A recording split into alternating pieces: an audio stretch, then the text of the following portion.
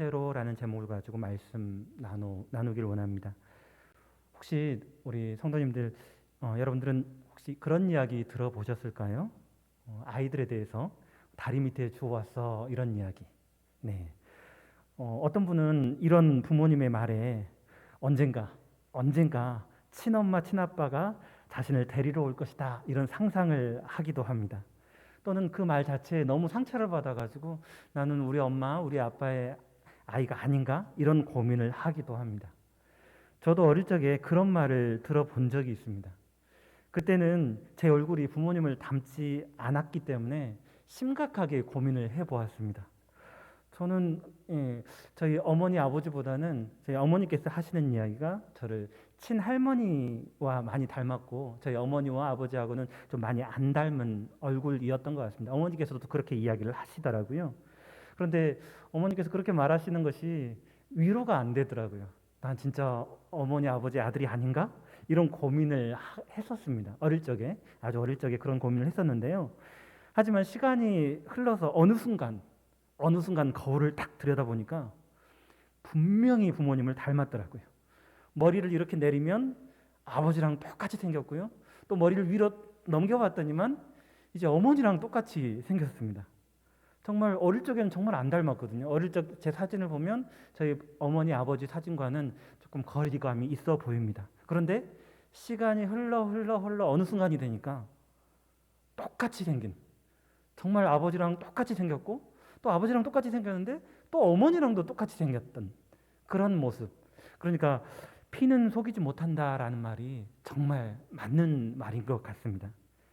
제가 이런 이야기를 한 이유는 오늘 말씀에 하나님이 사람을 지으실 때 하나님의 형상을 따라 지으셨다라고 기록을 하고 있기 때문에 제가 이런 이야기를 한 겁니다. 잘 아시다시피 성경은 하나님께서 사람을 지으셨다라고 말해줍니다. 하지만 우리 학생 때 진화론을 배우게 되죠. 교육 과정 가운데 있어가지고 진화론을 그렇게 설명을 듣는데요. 진화론에서는 그렇게 설명을 하고 있죠. 그냥 우연히 어쩌다가 단백질 덩어리가 만들어지고 다시 그것이 오랜 시간이 걸려서 다시 우연히 그것이 생명이 되어지고요. 또 치열한 생존 경쟁을 뚫고 살아남아서 지금 존재하게 되었다. 이렇게 설명을 하고 있습니다. 네, 어찌 보면 그런 것 같기도 하고 아닌 것 같기도 하고 조금 애매한 부분이 있습니다. 하지만 성경은 아주 처음부터 뚜렷한 계획과 목적을 따라서 이 세상에 사람이 존재하게 되었다라고 말해줍니다. 그리고 그 사람을 어떻게 지으셨는가?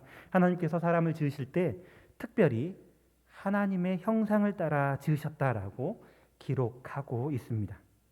그러면 다른 피조물들은 어떨까요? 다른 피조물들은 하나님의 형상을 따라 짓지 않으신 걸까요? 물론 그런 표현은 없습니다. 모든 미술 작품에 화가의 특성이 드러난다라고 그렇게 말을 하는데요. 하나님이 지으신 만물에도 그렇습니다. 하나님의 능력과 신성이 그가 만드신 만물에 분명히 나타난다라고 로마서 1장 20절에 그렇게 말씀하고 있습니다. 그런데 모든 만물을 그렇게 지으셨는데 하나님의 형상을 따라 지으셨는데 사람을 지을 때는 더 특별하게 우리의 형상, 우리의 모양대로 사람을 만들겠다라고 창세기 1장 26절에 그렇게 말씀하시고요. 다시 자신의 형상대로 하나님의 형상대로 사람을 창조하셨다라고 성경에서는 특별히 오늘 읽은 창세기 1장 27절에 그렇게 기록하고 있습니다. 보통 우리가 이야기를 할 때 중요하다 생각하는 것은 여러 번 반복해서 이야기를 하죠. 네, 어떤 친구가 너무 보고 싶었는데 너무 보고 싶었어. 이걸 한 번만 말하는 것이 아니라 다시 또 몇 시간이 지나서 너 정말 보고 싶었는데 이렇게 다시 한 번 말을 하지 않습니까? 더 강하게 이야기하고 싶을 때 같은 말을 여러 번 반복하기도 합니다. 그런데 성경에서도 마찬가지입니다.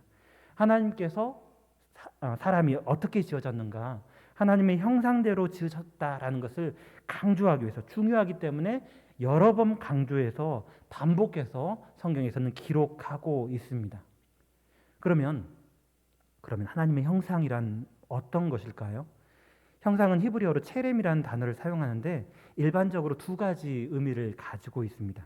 하나는 형상, 인상, 상징이라고 이해할 수 있고요. 또 다른 하나는 모양, 모습, 외향 그렇게 이해할 수가 있습니다. 헬라어로 이 단어를 아이콘이라는 단어, 우리 컴퓨터 사용하거나 아니면 휴대폰에 보시면 아이콘이 있지 않습니까? 영어 성경으로 보면 이미지로도 번역하고 있습니다. 대부분의 성경을 번역한 사람들은 보이지 않는 내적인 성품으로 이해를 많이 했던 것 같습니다. 오늘 이 말씀을 이해하는데 여러 가지 상상, 하나님의 형상에 대해서 상상만 하다가는 잘못 이해할 수 있기 때문에 우리가 신앙에 대해서 고백하는 신앙 고백인 웨스트민스터 소유리 문답에 우리 이제 3월 27일 날 우리 세례식이 있게 되는데요. 세례를 받기 전에 꼭 공부하게 되는 이 소유리 문답의 내용을 잠깐 말씀드리려고 합니다. 소유리 문답 가운데 신문인 10번째 물음에 그런 내용이 있습니다. 하나님께서 사람을 어떻게 지으셨는가? 하나님께서 사람을 지으셨을 때 혹시 화면이 준비되어 있으면 좀 보여주시면 감사하겠습니다. 소유리 문답 신문에 그렇게 이야기를 하고 있습니다. 하나님께서 어떻게 사람을 지으셨는가? 하나님의 형상대로 지식과 공의와 거룩함이 있게 지으셨다라고 성경에 우리 소유리 문답서에서 우리 신앙을 가르치는 웨스트민스터 신앙 고백서에서 그렇게 이야기를 하고 있습니다. 그러니까 지식과 공의와 거룩함이 있게 지으셨다라고 이렇게 신앙 고백에서는 이야기를 하고 있는데요. 여기서 지식이 있게 지으셨다라는 뜻이 무엇일까요? 잘 아시다시피 하나님께서는 사람을 지으시고 복을 주실 때 말씀으로 말씀하여 주셨습니다. 또 에덴 동산에서도 명령하셨죠. 어떻게 명령하셨습니까? 말씀으로 명령하셨다라는 것입니다. 그리고 사람은 그 말씀을 들었습니다. 그뿐만 아니라 하나님께서 들짐승과 새를 지으시고 아담에게 데려왔을 때 아담이 일컫는 그대로 그것이 이름이 되어졌습니다. 특별히 여자의 이름을 지을 때 여자의 이름을 짓는 것에서 아담의 지식이 어떠한가, 아담의 본질을 이해하는 그런 지식을 우리는 엿볼 수가 있습니다. 여기 지식이 있게 지었다라는 말을 이렇게도 이해할 수가 있는데요. 부모님들이 아이들을 키울 때 말을 가르칩니다. 처음에는 말을 할 때 아이들이 귀로 말을 듣죠. 그리고 그 말을 따라하기도 하고 흉내내기도 하고 그렇게 하다가 어느 순간 되면 의사소통이 아주 잘 됩니다. 일어나야 돼라고 이야기하면 벌떡 일어나고요. 왜 일어나야 돼? 오히려 물어보기까지 합니다. 그런데 우리가 누군가에게 말을 가르칠 때 다 말을 하나요? 예를 들어서 우리 집에 강아지를 키우는 집이 있을 겁니다. 강아지 굉장히 똑똑하죠. 앉아 그러면 앉고요. 또 일어서라고 하면 두 발로 일어서는 강아지도 있더라고요. 네, 그렇게 말을 잘 알아듣는 것 같습니다. 하지만 강아지가 이렇게 말을 잘 따르고 이해하고 듣는다고 해서 그 강아지가 커가지고 개가 됐는데 개가 된 그 강아지가 이제 개죠. 개가 일어서 앉아 이렇게 말하는 개 보신 적이 있으신가요? 없죠. 네, 제가 알기로는 없습니다. 아무리 똑똑한 개도 아무리 영리하고 집에서 정말 사랑을 많이 받고 자란 개도 시간이 지나서 말을 하는 개는 없더라고요. 하지만 사람은 어떻습니까? 어릴 적에 시간이 오래 걸리긴 하지만 듣고 말을 이해하고 또 말을 합니다. 귀로 듣고요. 또 그 말을 해요. 왜 그럴까요? 왜 그럴까요? 이는 처음부터 지식이 있는 존재로 지음받았다라고 성경에서는 말씀하고요. 또 우리의 신앙 고백으로도 그렇게 말하고 있습니다. 또 공의는 어떤가요? 공의는 하나님께서 뜻하시는 바를 행하는 것을 의미합니다. 단순히 개인적으로 봤을 때 이게 옳아 그런 옳음이 아니라 하나님께서 보셨을 때의 옳음을 이야기하는 겁니다. 아담은 다스리기 위해서 지음을 받았고요. 또 다스리기 위해서는 위로 하나님을 모시고 또 아래로 세상을 다스리는 이 창조 질서를 따라야만 했습니다.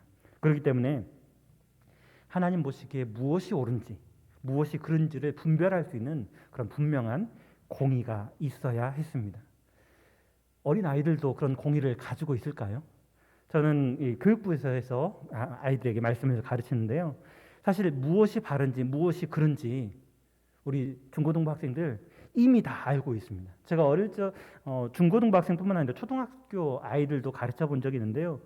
초등학생들도 무엇이 옳은 건지 무엇이 그른 건지는 분명히 알고 있어요. 잘못하더라도 이건 잘못이다라는 것을 알고 있더라고요. 심지어 유치부 아이들은 어떨까요? 유치부 아이들도 압니다. 자기가 잘못했으면 혼날 것 같으면 미리 울어요. 그것이 내가 잘못했다라는 것을 알고 있기 때문에 그렇죠.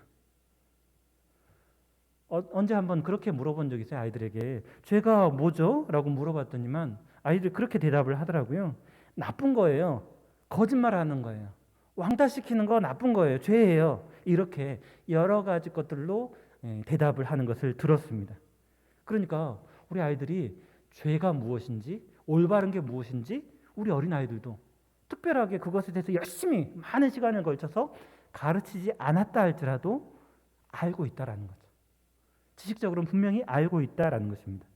물론 인류의 범죄 이후로부터 의를 아는 것과 또 의를 행하는 것은 조금 나눠져 있지만 본질적으로 사람은 의가 있게 지어졌음을 우리는 생각해 볼 수가 있습니다. 또 마지막에 거룩함에 대해서 말씀드렸는데요. 이 거룩함은 구별되는 것입니다. 이 구별이라는 것을 다른 표현으로 선을 긋는 것 이렇게 이해할 수가 있습니다. 그러니까 여기까지는 깨끗하고 여기서부터는 더러운 것, 그것을 구분하는 거죠. 로마서 1장 20절 말씀에 그렇게 이야기를 하고 있습니다. 모든 만물에 하나님의 능력과 신성이 나타나 있다라고 기록하고 있는데요. 성경은 특별히 사람에 대해서는 하나님의 형상을 따라 지음받았다라고 기록을 하고 있습니다. 이는 하나님께서 물론 세상 모든 만물들을 사랑하시지만 그 가운데 사람에 대해서 얼마나 관심을 갖고 사랑하시는가, 하나님의 특별한 관심과 사랑을 엿볼 수가 있는 것이죠. 이 사람이 지식과 공의와 거룩함을 가지고 지음을 받았다라고 했는데 사실 이 성품 지식, 공의, 거룩함은 본질적으로 하나님의 성품입니다. 하나님께서 거룩한 분이시고요, 하나님께서 공의로운 분이시고요, 하나님께서 진리의 빛이 되십니다. 그리고 사람은 그 하나님의 지식, 하나님의 공의, 하나님의 거룩함을 따라서 지음을 받았다라는 것입니다. 마치 아이가 부모님을 닮듯 사람은 하나님의 형상을 닮아 있다라는 사실입니다. 그리고 하나님께서는 그렇게 하나님을 닮은 사람에게 모든 생물을 주관하게 하셨습니다. 오늘 봉독하여 드린 1장 28절 말씀에, 창세기 1장 28절 말씀에 다스리도록 하나님께서는 명령하셨습니다. 자연과 자연의 많은 생물들을 무의미하게 죽이고 파괴하는 것이 아니라 하나님의 뜻을 따라 다스리라라고 명령하셨다라는 것입니다. 특별히 다스리게 하실 때 하나님께서는 하나님의 형상을 따라 지음받은 사람에게 다스리게 하셨다라는 이 사실은 이 사람이 어떻게 다스려야 될 것인가, 내 마음대로 내 뜻대로가 아니라 하나님의 다스림으로 다스리기를 원하셨다라는 것을 알 수 있습니다. 그러니까 하나님께서 사람을 지으셨는데 이 하나님의 통치가 이 사람을 통해서 실현되기를, 이 땅에 실현되기를 원하시는 것을 짐작해 볼 수 있다라는 것입니다. 그런데 어떻습니까? 이 세상이 정말 하나님의 통치를 가지고 사람들이 이 세상을 다스리고 있나요? 이 하나님의 다스림으로 다스리는 것은 아닌 것 같습니다. 세상에 많이 들려오는 세상에 여러 가지 소식들이 있지 않습니까? 여러 가지 사건, 사고를 통해서도 그렇지 않다라는 것을, 하나님 뜻대로 이렇게 세상에 하나님의 거룩한 그 성품을 따라서 다스려야 되는데 그렇지 않고 있다라는 것을 우리는 볼 수가 있습니다.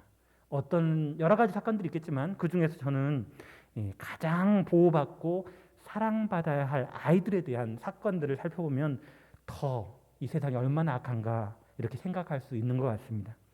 대한민국의 아동학대를 검색해 보시면, 어제 한번 검색해 봤더니만 그 리스트가 좀 대형 모니터의 한 화면도 넘어갈 정도로 굉장히 많더라고요. 그리고 그 아동학대 사건을 기록하고 있는 그 부분, 각각의 사건들을 돌아보니까 그냥 단순하게 학대했다 정도가 아니라 거의 대부분이 살인사건, 사망사건, 이렇게 기록을 하고 있는 것을 볼 수가 있습니다. 정말 보호를 받고 사랑을 받고 자라가야 할 아이들이 학대와 방임을 받고 있는 것도 어처구니 없는 일인데 그 가해자가 누구인가, 보호와 사랑을 주어야 할 그 부모에 의해서, 보호자에 의해서 그런 잔인한 일들이 일어난다. 이 사실은 우리가 어떻게 말을 해야 될지 모르겠습니다. 물론 제가 또는 우리 성도님들이 그런 행동을 한 것은 아니지만 저는 어쩌면 그 사건이 내 속에 있는, 우리 안에 있는 그런 죄악된 본성을 거울처럼 비춰주는 것은 아닌가 하는 생각을 해보게 되었습니다. 왜 이렇게 사람이 잔인하고 추한 모습으로 살아갈까요? 사실 사람이 우연하게 존재하게 되었다면, 마치 제가 처음에 이야기했던 것처럼, 우리가 학생 시절에 차근차근 배워왔던 것처럼, 진화론에서 말하는 것처럼 그냥 단백질 덩어리가 우연히 생명이 되었고 또 경쟁을 통해서 살아가게 되었다면 이런 잔인함, 추함은 문제가 되지 않을 것 같습니다. 당연한 일이다라고 치부할 수도 있을 것 같습니다. 아이들 통제하는 데 필요하다면 시범적으로 폭력을 가할 수도 있겠다라고 그런 쪽에서, 진화론 쪽에서는 그렇게 말할 수도 있을 것 같습니다. 하지만 우리는 분명히 알고 있죠. 그것이 문제이다. 심각한 문제이다. 또 이런 행동을 하는 사람에 대해서 화가 나고 또 분노를 느끼기도 합니다. 그러면 왜 이렇게 사람이 잔인하고 추한 모습으로 살아가는 걸까 하는 질문을 해보게 되는데요. 어디서 이에 대한 답을 찾을 수 있을까요? 저는 오늘 살펴본 말씀과 또 이어지는 창세기 3장에서 그 답을 찾습니다. 하나님의 형상을 따라 지음받았던 사람이 그렇게 지식과 공의와 거룩함을 받아서 그렇게 만들어졌는데, 그렇게 창조되어졌는데, 그 하나님의 형상, 하나님의 지식, 공의, 거룩함을 잃어버려졌기 때문에, 범죄함으로 타락했기 때문에 이 하나님의 통치가 아니라 탐욕으로 파괴하고 망가뜨리고 부서뜨리고 있다라는 것입니다. 이런 현실 보면 좀 좌절되고 또 낙담도 될 수 있을 것 같습니다. 하지만 그렇다고 해서 좌절하거나 낙담할 필요는 없습니다. 특별히 창세기 2장에서는 하나님께서 사람을 지으신 그 사건에 대해서 여호와 하나님이 흙으로 사람을 지으시고 그 생기를 그 코에 불어넣으시니 사람이 생명이 된지라라고 기록하고 있습니다. 이 말씀은 다시 요한복음에서 다시 한번 보여주는데요. 부활하신 예수님께서 그들을 향하여 숨을 내쉬는 것이 생기를 그 코에 불어넣으시는 그것과 똑같은 모습을 보여주고 있습니다. 오늘 2부 예배 때 담임 목사님께서 그 이야기를 하셨었는데요. 처음에 창조하실 때 생기를 불어넣으심으로 흙으로 지어진 존재가 살아있는 존재가 되었고요. 또 타락한 죄인을 위해서 예수 그리스도께서 죽으시고 부활하심으로 다시 숨을 내쉬어서 우리에게 생기를 주셨습니다. 완전히 죽었고 아무런 소망이 없는 존재에게 하나님께서는 생명을 주셨다라는 것입니다. 바로 여기에 우리의 희망과 능력이 있다라는 것입니다. 우리가 분명히 예수 그리스도를 믿는다면, 나는 죄 때문에 이미 죽었고 아무런 소망이 없는 존재인데 예수님께서 나를 위해서 십자가에 생명 내어주심으로 내가 하나님의 놀라운 구원의 은혜를 받은 그리스도인이라는 것을 확실히 알고 있다면, 우리는 죽은 존재가 아니라 하나님의 생명, 예수님의 생명을 받아 살아가는 그런 존재가 되었다라는 사실입니다. 그렇게 하나님의 형상대로 지음받은 우리가 어떻게 해야 될까요? 그것에 대해서 가장 잘 가르쳐주는 말씀이 골로새서 3장 1절부터 10절까지라고 저는 그렇게 생각을 하는데요. 같이 한번 앞에 있는 화면을 보시면서 골로새서 3장 1절부터 10절까지 함께 읽어보도록 하겠습니다. 함께 읽겠습니다. 그러므로 너희가 그리스도와 함께 다시 살리심을 받았으면 위의 것을 찾으라. 거기는 그리스도께서 하나님 우편에 앉아 계시느니라. 위의 것을 생각하고 땅의 것을 생각하지 말라. 이는 너희가 죽었고 너희 생명이 그리스도와 함께 하나님 안에 감추어졌음이라. 우리의 생명이신 그리스도께서 나타나실 그때에 너희도 그와 함께 영광 중에 나타나리라. 그러므로 땅에 있는 지체를 죽이라. 곧 음란과 부정과 사욕과 악한 정욕과 탐심이니 탐심은 우상 숭배니라. 이것들로 말미암아 하나님의 진노가 임하느니라. 너희도 전에 그 가운데 살았을 때에는 그 가운데서 행하였으나 이제는 너희가 이 모든 것을 벗어버리라. 곧 분함과 노여움과 악의와 비방과 너희 입에 부끄러운 말이라. 너희가 서로 거짓말을 하지 말라. 옛사람과 그 행위를 벗어버리고 새 사람을 입었으니 이는 자기를 창조하신 이의 형상을 따라 지시기까지 새롭게 하심을 입은 자니라. 아멘. 이 말씀처럼 우리는 그리스도와 함께 죽었고요. 그리스도와 함께 다시 살리심을 받은 존재입니다. 그러니까 어떻게 살아야 될까요? 옛사람과 그 행위를 벗어버리고 예수 그리스도로 옷 입고 위의 것을 생각하며 살아가야 한다라는 것입니다. 그것이 바로 하나님의 형상대로 지으신 아버지 하나님의 뜻이다라는 것입니다. 우리 교회 여기 강대상 뒤쪽에도 예수님처럼 글귀가 있습니다. 어떻게 하라는 말입니까? 나처럼, 나답게, 내 마음대로 죄악된 본성을 따라 살아가는 것이 아니라 이미 죽었고 다시 살리심을 입은 존재로서 내가 아니라 예수님처럼 하나님의 뜻을 따라서 그렇게 살아가기를, 하나님의 형상대로 지음받은 존재로서 이 하나님의 형상을 따라 살아가는 삶을 이야기하고 있는 것입니다. 제가 처음에 제가 어렸을 적에 부모님을 닮지 않은 줄 알았지만 시간이 지남에 따라 부모님을 닮게 되었다라고 말씀을 드렸습니다. 어떻게 닮게 되었는지 전 잘 모르겠습니다. 어릴 적에 분명히 어머니도 안 닮았고 아버지도 안 닮았고 또 형제들이 형도 있고 누나들이 있는데 안 닮았더라고요. 나만 정말 다리 밑에서 주워왔나? 이런 생각을 했었습니다. 하지만 피는 못 속인다라고 말씀드렸습니다. 우리는 누구를 닮았습니까? 우리 성도님들은 누구를 닮았나요? 우리 청년들은 누구를 닮았나요? 부모님을 닮으셨을 겁니다. 그리고 우리가 아버지라고 부르는 분이 또 한 분이 더 계시죠. 우리 육신의 아버지 외에 또 다른 아버지 누구신가요? 바로 우리 하나님의 아버지. 예수 그리스도를 믿는 우리는 하나님을 아버지로 부릅니다. 우리는 범죄로 말미암아서 하나님의 형상을 잃어버렸지만 예수 그리스도의 은혜로 말미암아 회복되어졌고요. 또 우리 안에는 누가 계십니까? 성령님께서 우리 안에 거하십니다. 그렇기 때문에 지금 나의 삶 가운데 하나님을 닮은 모습이 잘 느껴지지 않는다 할지라도 내가 하나님을 닮아가는 노력, 그것도 중요합니다.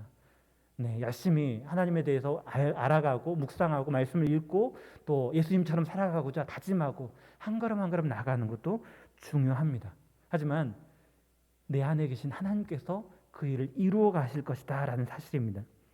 나는 정말 하나님을 안 닮은 것 같지만 시간이 지나면서 내 안에 계신 성령님께서 우리의 삶을 하나님을 닮아가는 그런 모습으로 인도해 주실 것이다 라는 사실입니다. 그렇게 인도하실 그 하나님을 우리가 믿을 뿐만 아니라 또 날마다 하나님께서 나를 인도하시는 그 인도하심 안에 함께 우리 스스로도 예수님의 형상, 주님의 마음을 본받고자 결단하고요. 예수님을 더욱더 닮아가고자 하는 그런 노력도 필요합니다. 우리 풍암전원교회 모든 성도님들이 또 우리 청년부가 그렇게 예수님을 닮아가고 예수님처럼 살아가는 그런 삶이 되기를 기도합니다. 제가 기도하고 마치겠습니다.